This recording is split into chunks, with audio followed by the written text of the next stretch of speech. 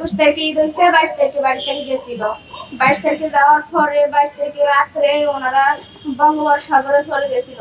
রাত 4টার দিকে আমার কাছে ফোন করে বলে যে আমরা সাগরে চলে যাচ্ছি। তো আমি বলছি যাও না, আমার কাছে আনো, এই কথা বলে কিন্তু মাঝে 2 দিন গেছিল, 23 তারিখ 24 তারিখ। যাওয়ার পরে 25 তারিখে ওনারা ফোন করে বলছিল যে একটা দেখি বিদেশি নাম্বার। পরে বিদেশি নাম্বার দেখে এখন বলতেছি যে এটা কার নাম্বার। পরে হলো করে সালাম দিয়ে কথা বলছি, বলার পরে কি আমরা এরকম করে নৌবাহিনী বড় নৌবাহিনী কাছে আমরা আটক হয়েছি।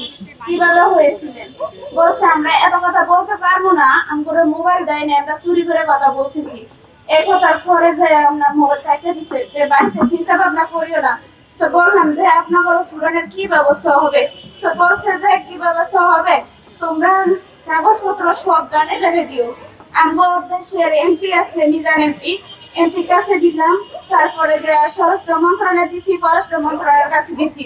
দেওয়ার পরে কোনো কাগজপত্রে আমাকে কোনো সারা শব্দ দেয়নি। না দেওয়ার কারণে কিন্তু আমরা একে একে অনেকবারে ঢাকা শহরে আসছিলাম। আসার পরে রাতও ছিলাম, কিন্তু আমরা ওই আনাচে বসেছিলাম, রাত কাটাছিলাম। করার পরে আপনার কোন রকম মানববন্ধন একটু করছিল, কিন্তু এটাও হয় নাই। মানববন্ধন না হওয়ার কারণে আমরা বাড়িতে চলে গেছি। চলে যাওয়ার পরে আসছে ভ্যালুয়েশনের কাগজ।